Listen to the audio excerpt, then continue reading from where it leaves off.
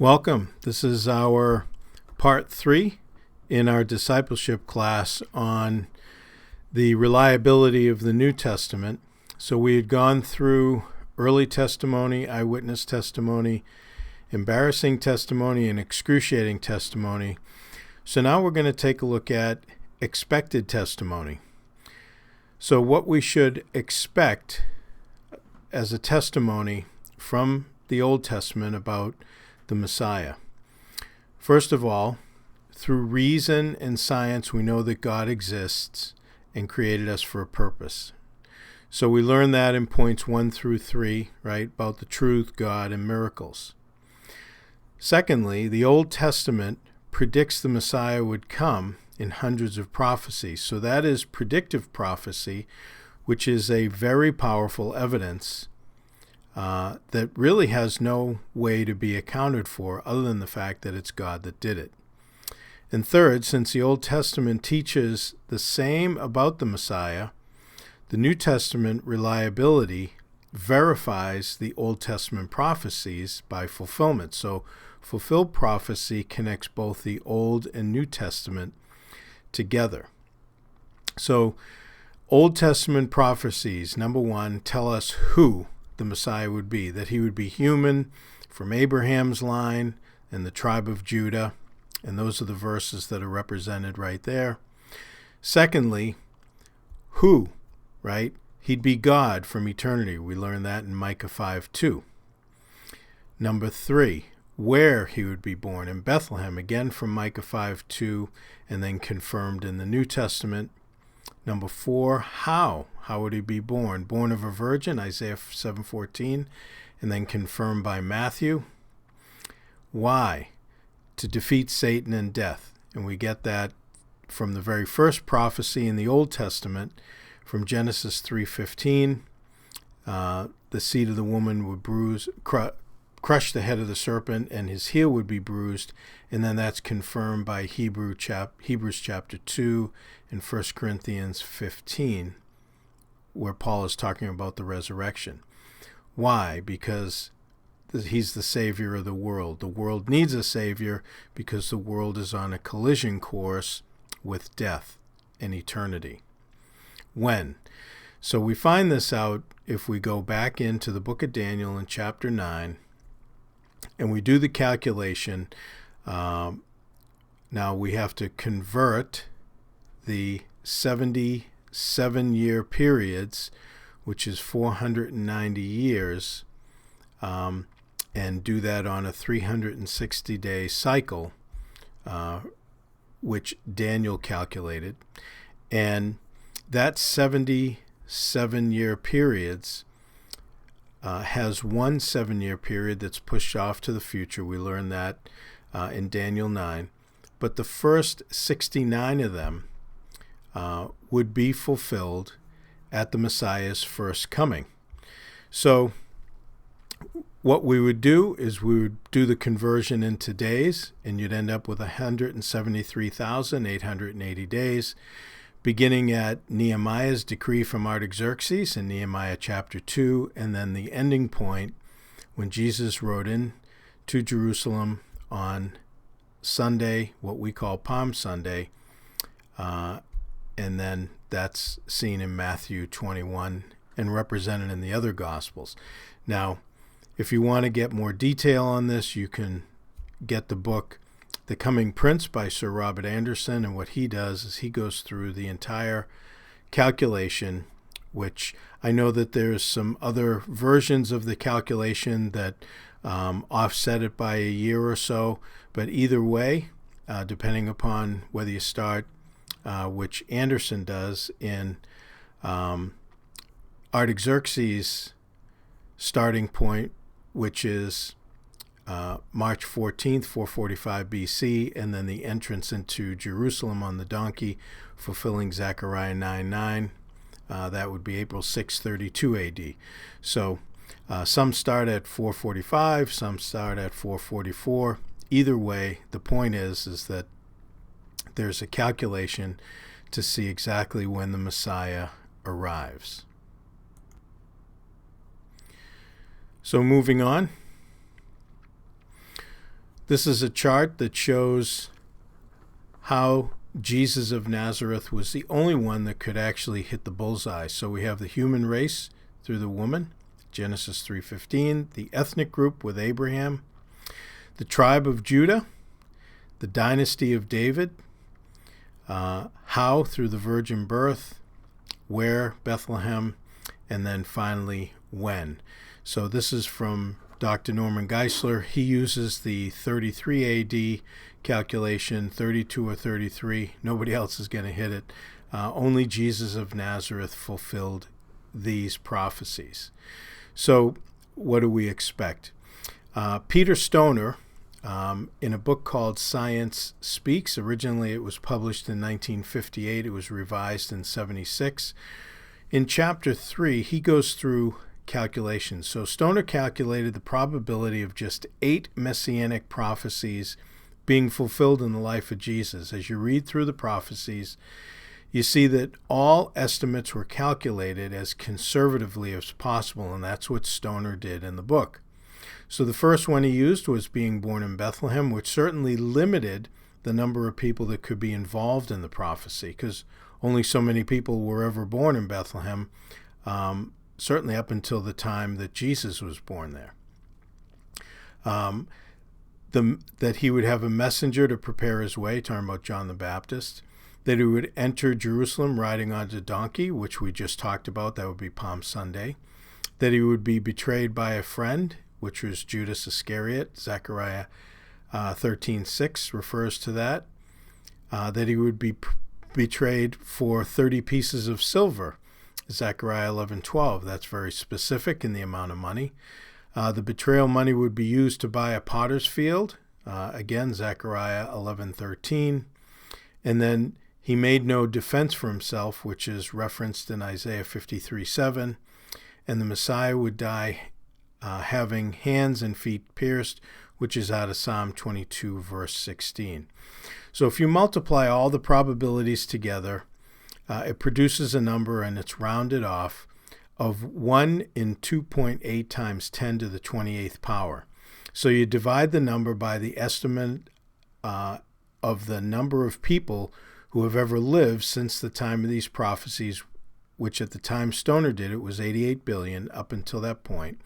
And it produces a probability of all 8 prophecies being fulfilled accidentally in the life of one person. And that probability is 1 in 10 to the 18th power, or 1 with 18 zeros after it. In other words, it's really mathematically impossible. So these prophecies also don't include hundreds of other prophecies in the Bible that are unrelated to the Messiah particularly. So you see how powerful a testimony, predictive prophecy, can be. And then here in this example, we see that certainly only Jesus could have fulfilled those prophecies. So then we move on to number 6, which is extra biblical testimony, and that is testimony outside the Bible. First, we look at Flavius Josephus and his Antiquities of the Jews. He says, "Now there was about the time of Jesus a wise man, if it be lawful to call him a man, for he was a doer of wonderful works, a teacher of such men as received the truth with pleasure. He drew over to him both many of the Jews and many of the Gentiles.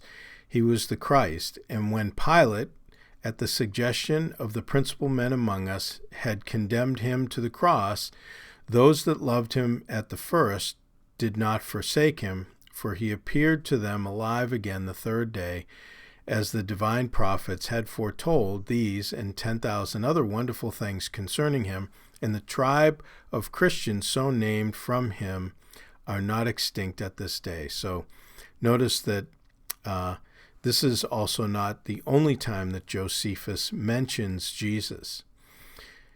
He goes on, he says, "Festus was now dead, and Albinus was but upon the road. So he assembled the Sanhedrin of judges and brought before them the brother of Jesus, who was called Christ, whose name was James, and some others, or some of his companions. And when he had formed an accusation against them as breakers of the law, he delivered them to be stoned. So Annas the high priest took advantage of, this is what was happening behind the scenes. Annas the high priest took advantage of the 3-month gap between the death of Festus and Albinus, who was replacing him, who had not yet made it to Judea to take his place. The New Testament indicates that James was the pastor of the church at Jerusalem, a difficult position to have if Jesus did not exist. And that's how they actually, in that time period, they used the absence of the ruler from Rome to actually put James to death. Now, this is an ossuary, right, from Jesus' brother James. It says, on the ossuary, James, the son of Joseph, brother of Jesus. The ossuary is between 20 BC and 70 AD. That's how they've dated it. This is from archaeology. Josephus said James was executed in AD 62. It was unusual to have the brother of a deceased listed in the inscription. There was actually a court case in 2008 that verified the authenticity of the inscription. So the basic New Testament storyline is confirmed by non-Christian sources.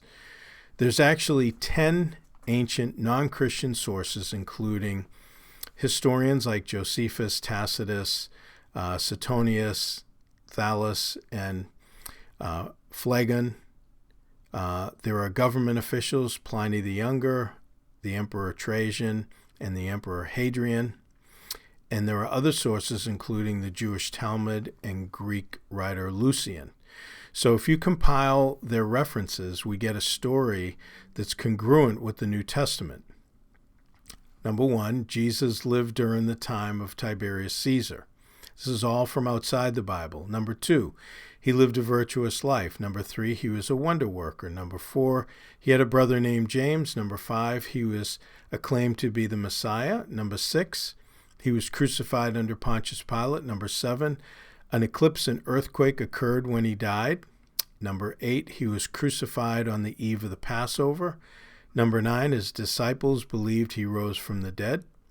Number 10, his disciples were willing to die for their belief. Number 11, Christianity spread rapidly as far as Rome. Number 12, his disciples denied the Roman gods and worshiped Jesus as God. Now, this is what the New Testament says, though we haven't even used the New Testament to come to that conclusion. These are all sources that are outside the Bible. People like to talk about whether Jesus actually existed, and you have the Discovery Channel and History Channel with their programs.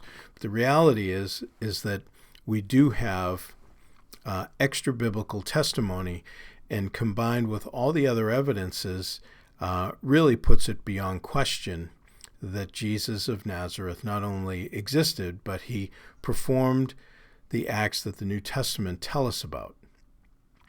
So this is from I Don't Have Enough Faith to Be an Atheist. It says, just how many non-Christian sources are there that mention Jesus, including Josephus?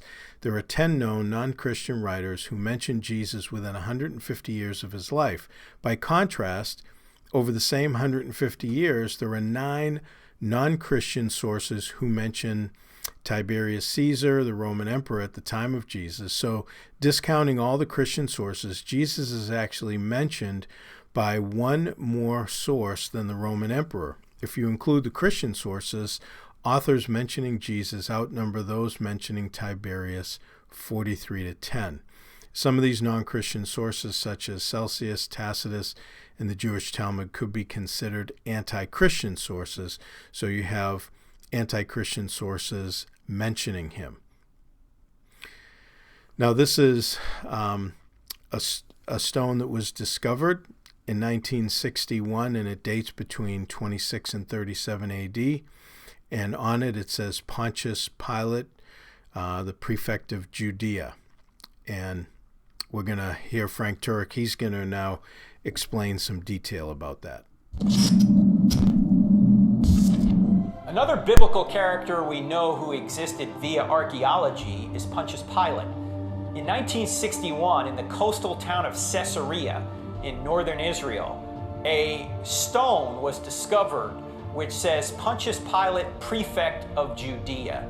We not only know he existed from this stone, but Josephus, the Jewish historian who lived from 37 AD to about 100 AD, mentions Pontius Pilate in his writings. He also mentions Jesus. He also mentions James and John the Baptist and some other characters in the Bible.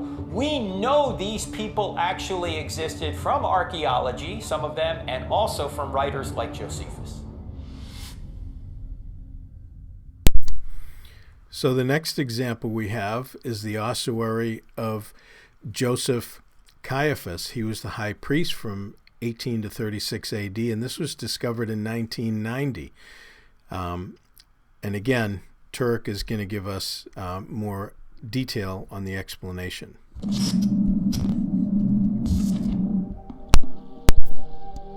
One of the most fascinating archaeological discoveries which authenticates a major character in the Bible is the Caiaphas ossuary. This was discovered in 1990 in Jerusalem. What's an ossuary? It's a limestone box that the Jews used from about 20 BC to 70 AD. What would happen if somebody important died? They would inter the body about a year later.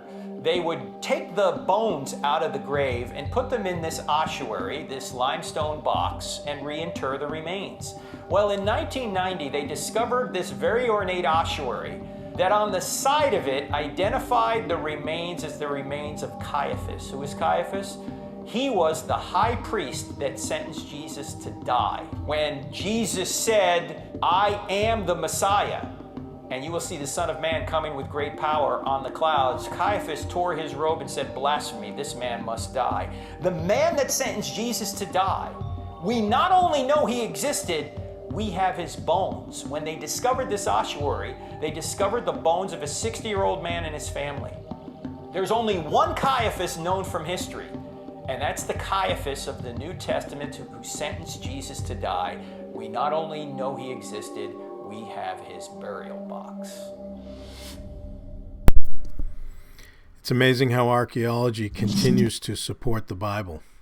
Now, this is the Pool of Bethesda, and excavations found the 5 porches or colonnades located a short distance from the sheep gate as described in John 5:2. This is an example of a crucified victim from the 1st century. It was discovered in 1968. You can see how the nail is put through the foot, and then the other example, I believe, is a wrist. So those are pieces of extra-biblical testimony. So when we get to our last E, that is elaborate testimony. This is a really interesting piece. So elaborate testimony. Here's a quote. It says, "Just lying below the surface of the New Testament narrative is an elaborate series of interlocking puzzle pieces that reveal that the New Testament documents contain independent eyewitnesses of actual historical events. Details in one writer's account inadvertently fill in the gaps of another writer's account. I say inadvertently because these details are too subtle, elaborate, and widespread to have been planned or contrived." Cambridge professor J.J. Blunt, you can see he died in 1855, identified over 60 of these instances in the New Testament alone and called them undesigned coincidences. So this is a quote from Stealing from God by Frank Turek, which I've recommended to you before. Now, if you want to actually get a copy of John James Blunt's book, you can go to archive.org and then type his name in, or undesigned coincidences, into the search bar there, and then you can actually download that as a PDF. So here's another quote from Turek about Pilate and Jesus. It says, Luke records, because he goes through and he actually gives us some examples in his book from Blunt's book. He says Luke records the Jews bringing accusations against Jesus to Pilate. We found this man misleading our nation, here's the quote, right, from Luke, and forbidding us to give tribute to Caesar and saying that he himself is Christ, a king. Notice what's in red. And Pilate asked him, again in red, "Are you the king of the Jews?" And he answered him, "You have said so." Then Pilate said to the chief priests and the crowds, "I find no fault in this man." So notice in Luke 23 that Pilate comes out and says he finds no fault in Jesus after Jesus admits that he is a king. Now, this is interesting. So the puzzle is Jesus admits he's guilty as charged, so why does Pilate say he's not guilty, right? That's the question.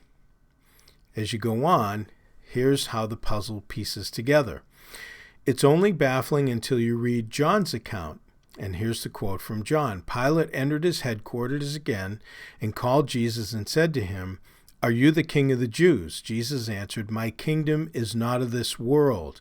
See, that's the key point. Pilate went back outside to the Jews and told them, "I find no fault in him." Right? So, putting the pieces together, John offers information not provided by Luke. Since Jesus said his kingdom is not of this world, he was not challenging Caesar's rule as accused by the Jews. Therefore, Pilate found no fault in him, no guilt in him.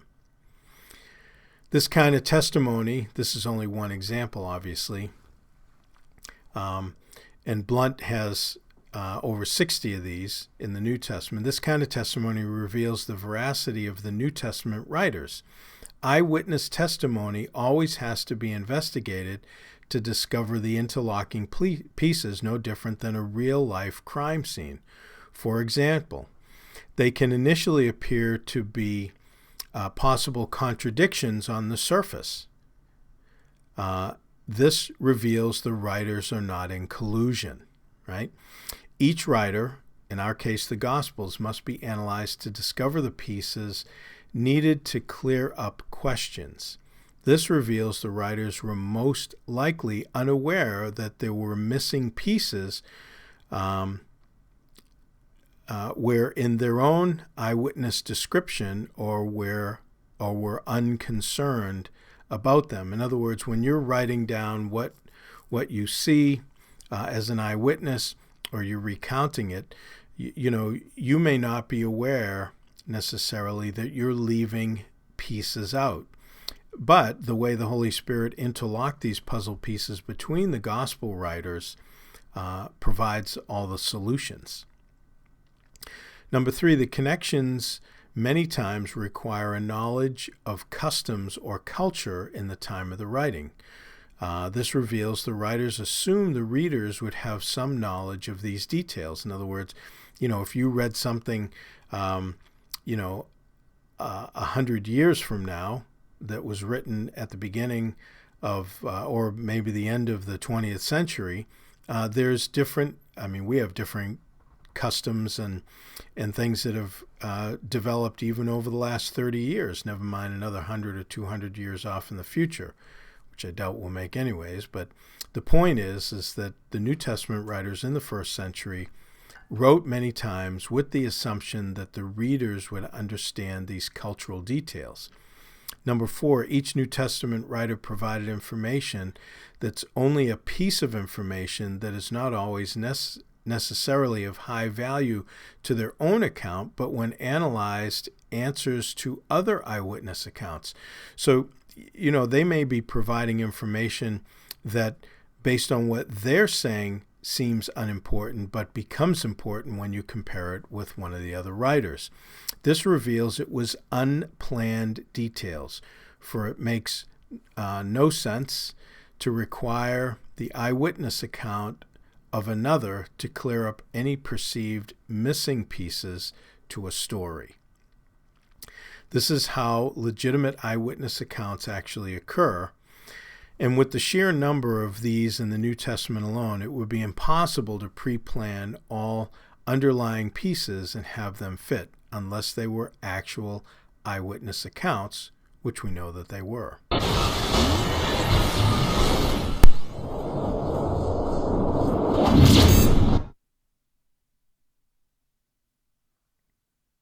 Let's look at some interlocking puzzle pieces from non-Christian writers. This is sometimes called extra-biblical writers or extra-biblical testimony. So these aren't people writing in the Bible. These are people like Josephus and Tacitus and Suetonius. These are writers who lived around that time who are giving us details about that era. And let's start in Matthew. Why avoid Herod Archelaus? Who is Archelaus? Archelaus is one of the sons of Herod the Great. When Herod the Great died in 6 BC, his kingdom was divided up, and one of his sons was Archelaus. And Archelaus got the section of the kingdom that included Jerusalem. And so he was the ruler from 4 BC to about 6 AD, so about 10 years. And as you read Matthew, he leaves a puzzle, because here's what Matthew records: that Joseph had a dream in Egypt to return to Israel with Mary and the child Jesus. But when Joseph heard that Archelaus was reigning in Judea in place of his father Herod, he was afraid to go there. Having been warned in a dream, he withdrew to the district of Galilee, and he went and lived in a town called Nazareth. Now, Galilee is to the north in Israel, and of course Jerusalem is the area whereby Archelaus is in charge, or where Archelaus is in charge. There is no explanation as to who Archelaus is. There's no explanation as to why Joseph would want to avoid this area. So it seems to me the puzzle is this: why is Archelaus so scary? Somebody not in the Bible tells us. In fact, this man is the greatest Jewish historian of the time. His name is Titus Josephus. He lived from 37 AD to 100 AD. And he was one of the rebels against the Romans in 66 AD, when the Jews tried to boot the Romans out. That did not end well, because what happened in 70 AD? The temple in the entire country basically was overrun by the Romans, and the temple has not been rebuilt to this day. So when Jesus says to them in Matthew chapter 24 that not one stone will be left upon another, and then they ask him, well, when are these things going to occur? And he says, before this generation passes away, these things are going to occur. He says, you will see the Son of Man coming in power on the clouds. And everyone's thinking that's a reference to the end of the world. No, it's not. It's a reference to 70 AD. He said that in 30 AD. What's a generation? 40 years. 40 years later, 70 AD, the Roman army descends upon Jerusalem, and they wipe out Jerusalem. They wipe out the temple. Josephus said there was nothing left. Now, what's all this business about coming in the clouds? What could you see? By the way, Jerusalem's elevated.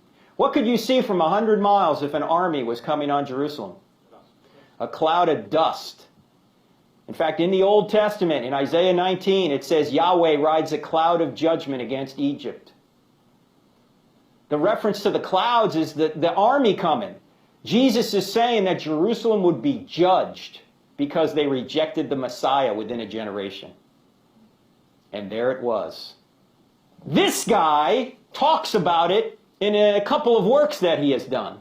One is called Antiquities. And here's what he says about Archelaus. Matthew doesn't explain, but the Jewish historian Josephus does. In putting out a disturbance at the temple in 4 BC, so he's just taken over, Archelaus sent in troops into the temple and slaughtered 3,000 Jews. Passover that year was canceled. He tries to assert his authority as soon as he takes over. He murders 3,000 Jews. They cancel Passover. A whole bunch of Jews are probably going back on the road toward Egypt. And Joseph and Mary and the baby Jesus are on their way back going, where are you guys going? Isn't it Passover? Archelaus, haven't you heard? He just slaughtered 3,000 of our brethren. Passover's been canceled. So what's Joseph doing? I'm not going to where that homicidal maniac is. I just left that area to escape a homicidal maniac. His father, I'm not going back there. I'm going to go to Galilee. Right? But you don't get that from the Bible. You get that from Josephus. And Josephus is writing about 40 years after this.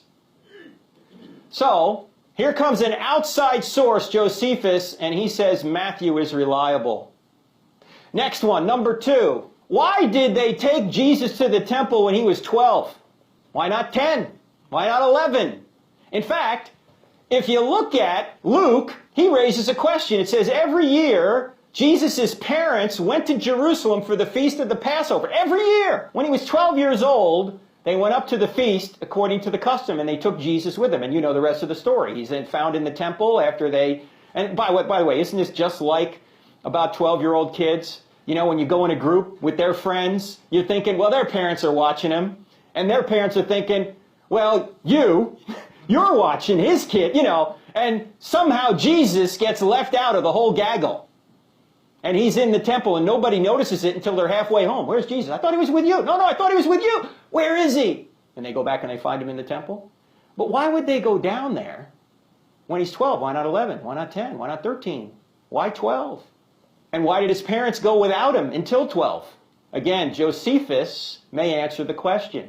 In the 10th year of Archelaus' government, both his brethren and the principal men of Judea and Samaria, not being able to bear his barbarous and tyrannical usage of them, accused him before Caesar. Caesar, upon hearing what certain accusers of his had to say and what reply he could make, banished Archelaus to a city in Gaul, which is present-day France. So the people basically rebelled against Archelaus by going to Caesar and saying, this guy's a psycho. We want somebody else. And so they hear all this. Caesar does, and he says, Archelaus, what do you have to say for yourself? Apparently Archelaus did not do a good job in defense. You're gone. He took all his property from him, sent him to France. What year was that? That's about the time Jesus would have been 12. You say, wasn't Jesus born in 0? First of all, there's no 0 year, okay? But no, the way the calendar goes, he was born around 6 BC, sometime between 4 and 6 BC, okay? So why did they bring him when he's 12? Because Archelaus is gone. Archelaus is no longer a threat. So they avoided bringing Jesus into Archelaus' territory when Archelaus was there. As soon as they figured out that Archelaus is gone, he's deposed, he's in France, I guess it's safe to take the boy down to Jerusalem. Let's go. Now, is that a little bit of speculation? Yeah, but it's quite interesting, isn't it? In fact, now you've got Josephus also now verifying Luke. So that's a great explanation by Turek. I actually have 2 more videos in a row that we'll jump into here. He's going to explain some of the other pieces that we've gone through in more detail.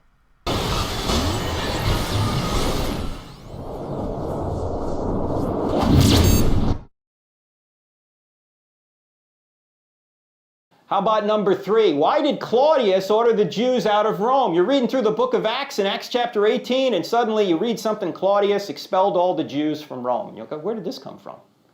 Okay. He's the Roman emperor from 41 to 54 AD. And here's what we learn in Luke. He leaves a puzzle. Luke, of course, writes the book of Acts, and right after Paul is on Mars Hill, and he comes down off Mars Hill in Athens, it says, after these things, Paul departed from Athens and went to Corinth, and he found a certain Jew named Aquila, born in Pontus, who had recently come from Italy with his wife Priscilla, parenthetically, because Claudius commanded all the Jews to depart from Rome. So Aquila and Priscilla got booted out of Rome. Why? Because Claudius booted all the Jews out of Rome. But why? Who is Claudius and why did he command the Jews to leave Rome? Suetonius helps solve this. Who's Suetonius? Suetonius is a Roman historian writing about the 12 Caesars. So there were 12 Caesars that he's writing about, and one of the Caesars he's writing about is Claudius. There's a whole book on Claudius.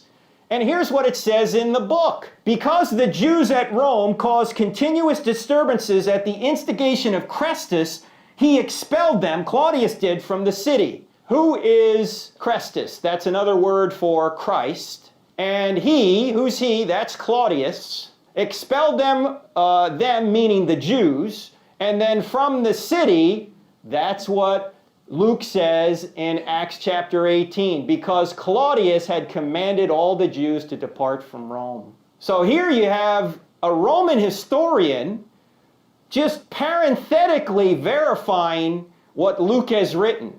Are Luke and Suetonius somehow in cahoots together? No. Luke is writing prior to 62 AD, or about 62 AD, maybe before that. Suetonius is writing in about 117 AD.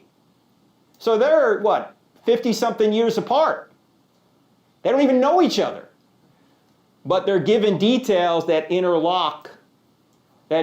So what's the disturbance? We don't know what the disturbance was, but it could be because, of course, the Jews didn't like the Christians claiming that Jesus is the Messiah, and wherever Paul went, you know, he got into trouble, he got into fights and everything, and apparently the church at Rome may have caused some commotion with the Jews or vice versa. Of course, that's one of the reasons Paul writes the book of Romans, right? He's writing to the church there at Rome. So all this fits together like a jigsaw puzzle. Now, you've got Josephus, now you also have Suetonius, and he's verifying what Luke says because Luke has written Acts. How about Herod? Did Herod really kill John the Baptist? What's the story of John the Baptist? How does he get killed? Herod Antipas, that's this guy. He's the son of Herod the Great, beheaded John the Baptist. This is the guy that Christ stood before. Okay, he beheaded John the Baptist. Why? What did John do that Herod's, this guy, wife didn't like? Discuss their extramarital arrangement. Yes. Here's what this guy did. He liked his stepbrother's wife. So he got his stepbrother's wife to marry him. And John the Baptist said that's an illegitimate marriage. And she didn't like it. So when her daughter, Salome, danced for Herod, he said, I'll give you anything you want up to half my kingdom. And she said, because her mother said in her ear, tell Herod I want the head of John the Baptist on a platter. And so he couldn't go back on his word. He sent the executioner and cut off John's head in prison and brought it to her. Now, how do we even know this name Salome? Is it in any of the Bible? Any of the Bible anywhere? No, you know what it tells us who the name is? Josephus. Josephus tells. There's another verification. All right. So, did he really kill John the Baptist? We know that Mark, Luke, Matthew all say yes. Here's Mark's account. The king, Herod Antipas, was greatly distressed, but because of his oath and dinner guests, he did not want to refuse her, so he immediately sent an executioner with orders to bring John's head. The man went, beheaded John in the prison, and brought back his head on a platter. He presented it to the girl, and she gave it to her mother. Can you imagine that? Isn't that kind of brutal? Here, Mom. Here he is. Now, what does Josephus say about him? Josephus, writing 40 or so years later. Now, some of the Jews thought that the destruction of Herod's army came from God, and that very justly as a punishment of what he did against John, that called the Baptist. For Herod killed him, who was a good man, and commanded the Jews to exercise virtue, both as to righteousness towards one another and piety towards God, and so to come to baptism. So here you got John the Baptist being spoken of by Josephus. Now, is there any way Luke, Mark, or Matthew could have had Josephus 40-something years later write about this? They don't even know this guy. They're dead already. So, now you have Josephus verifying the John the Baptist account. The John the Baptist account appears in Matthew, Mark, and Luke. Great explanation, isn't it? So we have one more that'll finish up this set. There's 3 parts to his explanations here.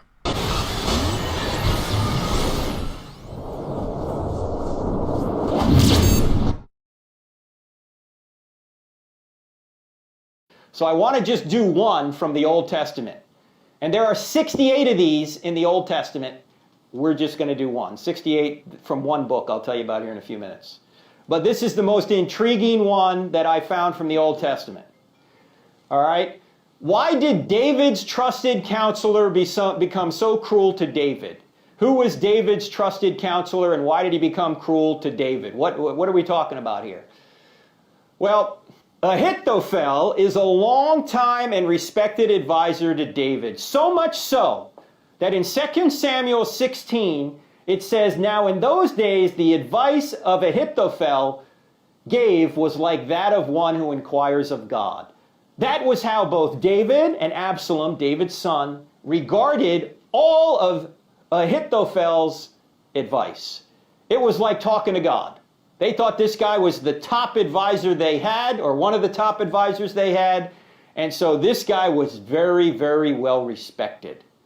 But then something goes wrong. What goes wrong? First of all, has anyone ever heard of Ahithophel? I've never heard of him.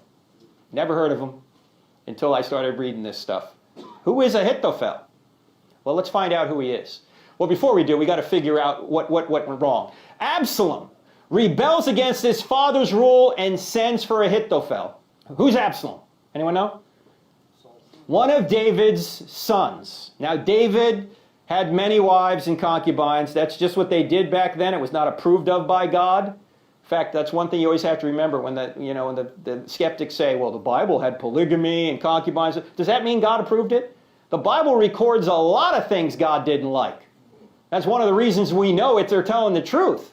They're not trying to hide any of their sins. They're just admitting it, as embarrassing as it is. In fact, God says don't multiply wives in Deuteronomy 17:17. It's against God's will, but they did it. And whenever they did it, what happened to them? Disaster. Here's an instance of it. Absalom rebels against his father's rules. Anyone know why Absalom's mad at dad?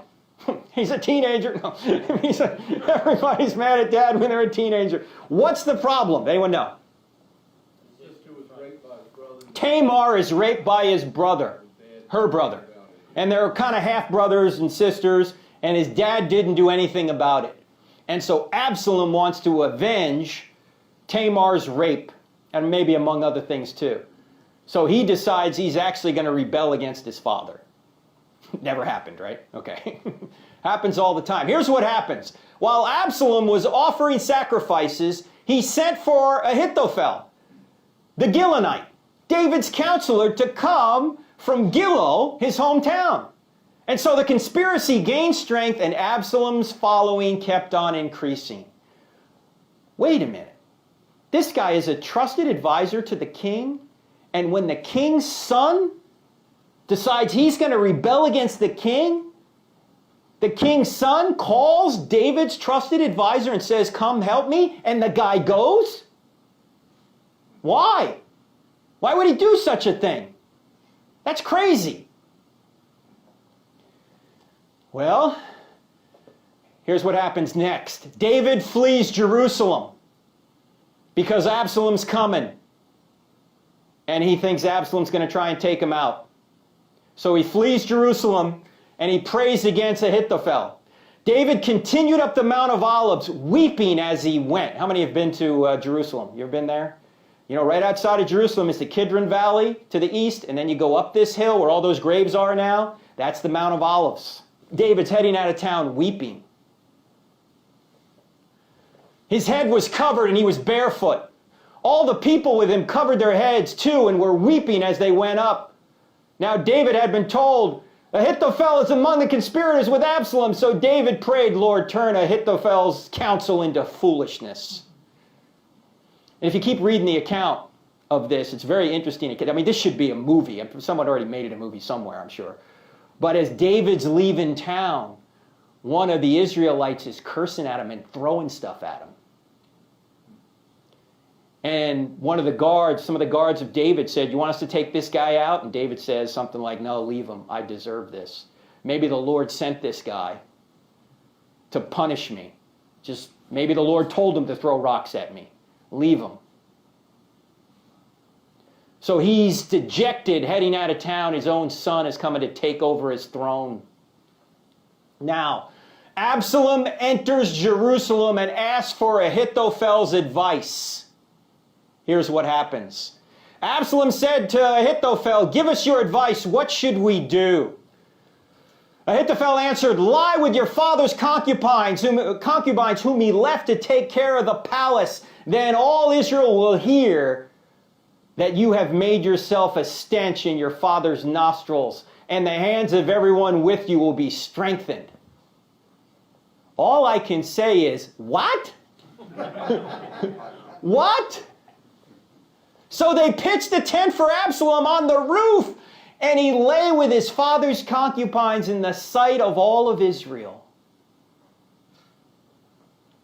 What? How did this guy go so bad? Does he have some sort of vendetta against David?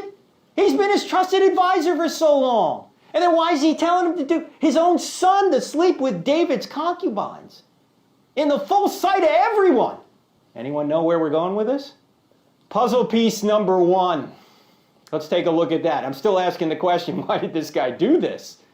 Here's puzzle piece number 1. Who was Ahithophel? We got to figure out who this guy was first, right? If you go to 2 Samuel 23, so this is like 8 chapters later in 2 Samuel. There's just a list of who was a bodyguard for David. Among the 30 of David's bodyguards were Eliam, son of Ahithophel, the Gilonite, and Uriah the Hittite. Does anyone recognize this name? Who's Uriah the Hittite? Uriah the Hittite is the husband of Bathsheba. All right, keep that in mind. So, but this guy, Eliam, is the son of Ahithophel the Gilonite. So, the son of Ahithophel and Uriah must know one another. They're in a small group of 30 bodyguards. They know one another. Keep that in mind. Okay, next puzzle piece. Who was this guy, Eliam, son of Ahithophel? One evening, David got up from his bed and walked around on the roof of the palace. From the roof, he saw a beautiful woman bathing. The woman was very beautiful, and David sent someone to find out about her. The man said, "Isn't it Bathsheba, the daughter of Eliam and the wife of Uriah the Hittite?" Can anyone see the connection yet? Yeah. What's the connection? Who is Ahithophel? Father-in-law. Huh? He was the grandfather Of? Ahithophel is the grandfather of Bathsheba. Do you see why Ahithophel is annoyed with David and has a vendetta against David? Check this out. Let's take a look at the bloodline here. Here's Ahithophel, here's Eliam, and here's Bathsheba. David, his son Absalom. Ahithophel is the trusted counselor of David. His son Eliam is a bodyguard for David. And so is Uriah the Hittite. Well, Uriah and Eliam must be friends. Eliam says, "I have a beautiful daughter. Maybe you should meet." So they do. And Uriah becomes wedded to Bathsheba. David sees Bathsheba on the roof. And what then does he do to Uriah? He sends him into battle. Not just does he send him into battle, he tells the others, "You push him ahead, so he'll surely die." And you know the story? He first sends for Uriah. His first plan is to send for Uriah and have Uriah lay with Bathsheba, so the baby conceived as a result of David and Bathsheba, Uriah will think it's his baby. That's his first solution. But when Uriah comes home and David says, "Why don't you go in and sleep with your wife?" what does Uriah say? He won't do it. Why won't he do it? Yes, how can I be in here with my wife when my brethren are fighting in the war? That wouldn't be right. That wouldn't be fair. So David couldn't get this honorable man to go in and lie with his wife. So plan B, kill him. David takes out Uriah. David just took out Ahithophel's grandson-in-law. Just took him out. Now, I don't know if Bathsheba has any kids at this point, but Grandpa's in here. If somebody messes with your granddaughter's husband like this, you're not going to be happy about it, are you? So, Ahithophel is thinking, when am I going to have a chance to get back at David? Well, What happens is, as soon as Absalom rebels, Absalom knows this, he says to Ahithophel, why don't you come with me? So he does, but David outsmarts him. What does David do? David sends in a double agent, Hushai. Hushai goes down to Absalom and makes Absalom believe he's with Absalom, but in reality he's working for David. And instead of taking Ahithophel's advice, Absalom takes Hushai's advice, and Ahithophel at that point knows that it's going to be disaster for Absalom. And now he's left out in the cold, because once Absalom's either deposed or killed, David's going to say, why did you do this? So what does Ahithophel do? The text says he got his affairs in order and killed himself. But now go back. Why do you think he said to Absalom, sleep with your father's concubines on the roof? On the roof. On the roof. Same thing David did with Bathsheba. At least he saw her on the roof. You see the connection now? Now, you got to be some sort of super detective. I didn't come up with all this. J.J. Blunt came up with it.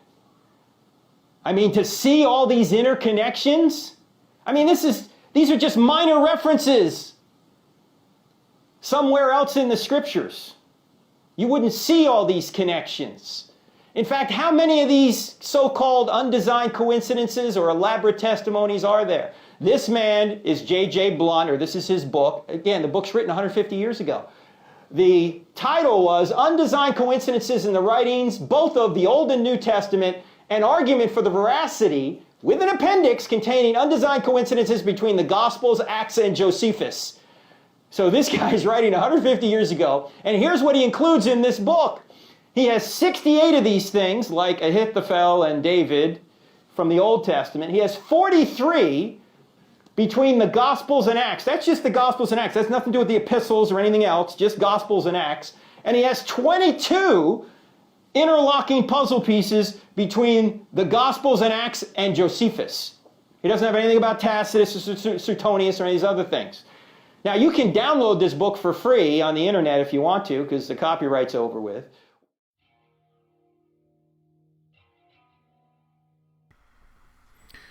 So that's a great explanation. If you want to actually look that up, that's in 2 Samuel.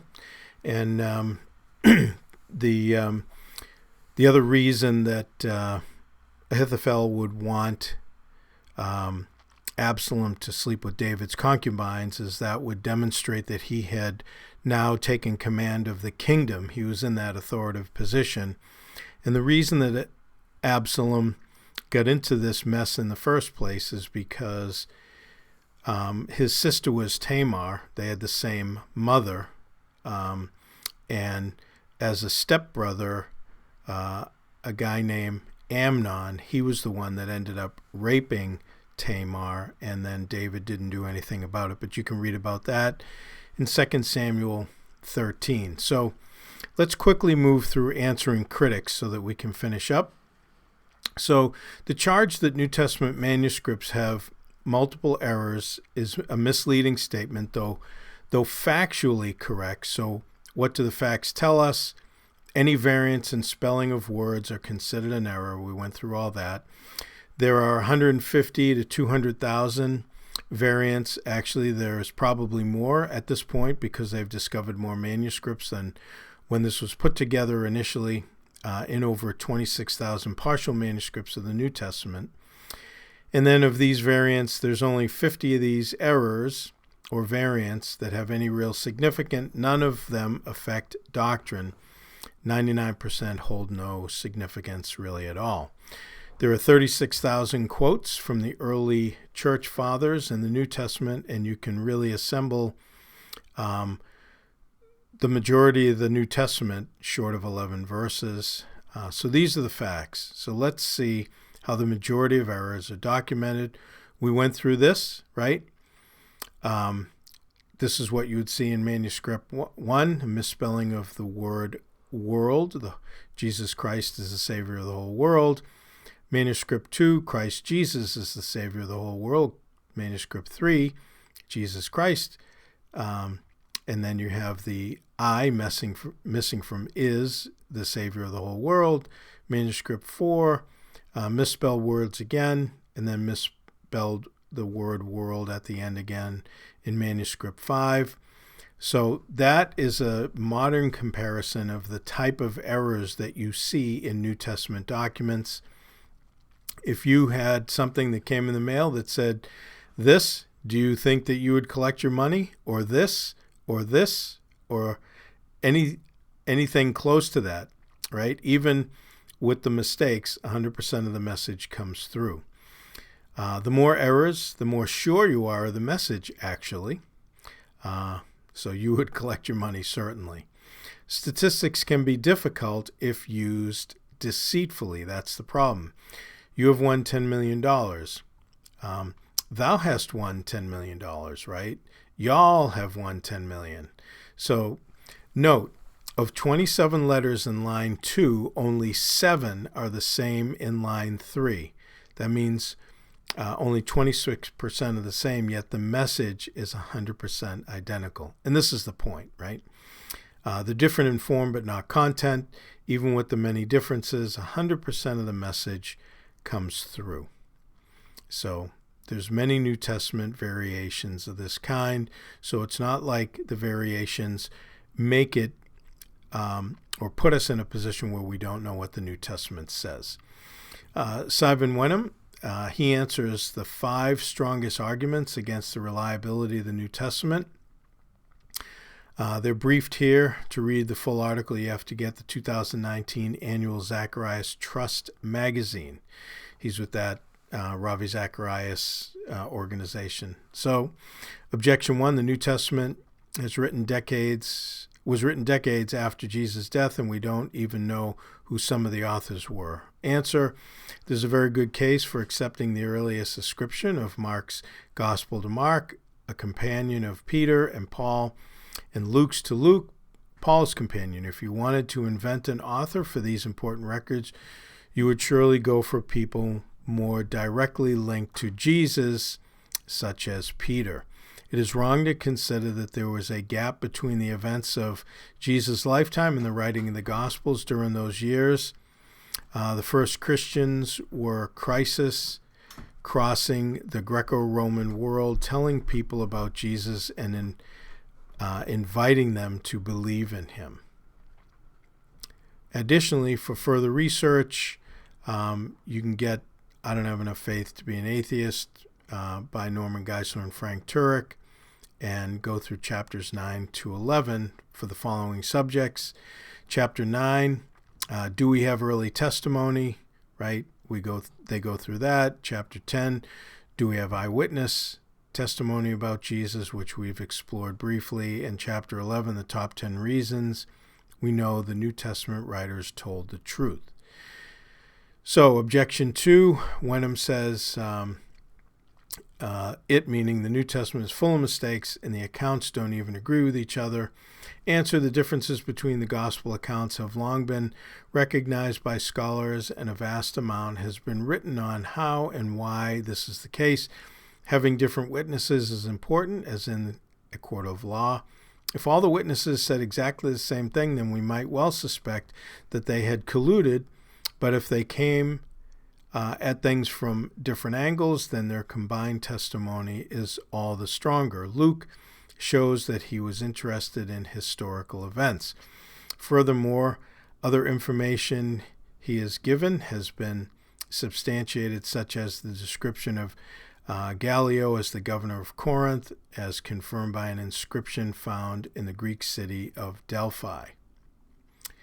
Additionally, for further research, you can get Colin Hemmer's book, The Book of Acts in the Setting of Hellenistic History, and he provides 84 facts. We gave some of them to you earlier that show Luke was an eyewitness in the second half of Acts, confirmed by historical and archaeological research. And then also J.J. Blunt. his undesigned coincidences, which we have made reference to. And you can pause the video if you want to write down any of that information. Number 3, by Wenham, there are no external records to corroborate the New Testament. Answer: there is external evidence of interest. Josephus, a Jewish Roman historian, is a highly significant witness. Although his reference to Jesus may have been altered, he provided a wealth of information about the religious climate of the time, as well as some of the individuals mentioned in the Bible, ranging from the Pharisees to Herod to Pilate and John the Baptist, again, as we had seen. There are also types of external source that corroborate details within the Bible, including archaeological finds, Apollo Siloam, we saw that. An inscription to Pilate, we saw that. The bones of Caiaphas, we saw that. Also geographical evidence that fits what the Bible describes. So this is for further research, but this table, though it's really not readable here, this appears in I Don't Have Enough Faith to Be an Atheist and lists the external records that corroborate the New Testament. Even this table is not exhaustive, though it does give corroborating evidence. Number 4, by Wenham, they are highly biased documents, right, the New Testament, that were only selected by the church later on. Answer: there is no doubt that the authors were enthusiastic believers who wanted to persuade others, but if someone ardently believes something, it does not follow that they will therefore distort the truth. On the contrary, the strength of their feeling is likely to be a reflection of the degree to which they believe it to be true, as well as the importance they attach to it. Furthermore, the Gospels contain various things that the writers might have been expected to hush up, such as the very blunt portrayal of the disciples' failures, like Peter disowning Jesus. There are other signs of authenticity too, like the portrayal of the women as the first witnesses to Jesus' resurrection, not something likely to be invented in a male-dominated culture, again, as we had seen. And then additionally, for further research, again, I Don't Have Enough Faith to Be an Atheist gives you chapters on the embarrassing details, and then they go into later century manuscripts of the New Testament cannot change earlier ones, right? So we talked about that. You can't go into later ones and go back and then change earlier ones. If you have later ones, then it doesn't really matter what the date is. They're used to corroborate the fact that there has been no change, not that anything was altered. Very important. Number 5, miracles don't happen. Answer: history may not be able to tell us whether something had supernatural cause, but it can help us assess whether it is likely to have occurred. To dismiss the Christians as ancient people who believed anything and everything is insulting and completely unsatisfactory. They knew as well as we do that executed people remain dead. The idea that a hallucination persuaded them otherwise, or indeed that they perpetuated a giant fraud, is not persuasive. The much simpler and straightforward explanation is that those who claim to have seen Jesus after his death had indeed done so. The suspicion must be that much modern skepticism arises out of a questionable naturalistic philosophy rather than out of serious study of the New Testament. Additionally, for further research, again, I Don't Have Enough Faith to Be an Atheist, I'd really recommend the book. Again, we go through that. So, in conclusion, the New Testament is reliable. It is fact, not fiction.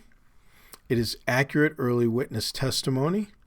The documents and events recorded are accurate. They accurately recorded the events. More manuscript support than any other historical document in ancient history. Earlier manuscript support than any other historical document. And if it says Jesus said it, then Jesus really said it. And if Jesus did it, then Jesus really did it. So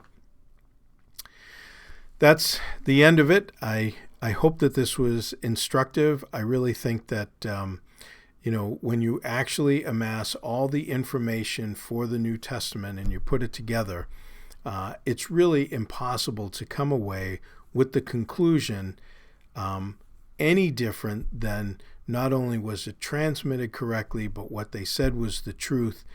And then we have the fact that Jesus actually did rise from the dead. So may God continue to bless you as you continue to study His Word.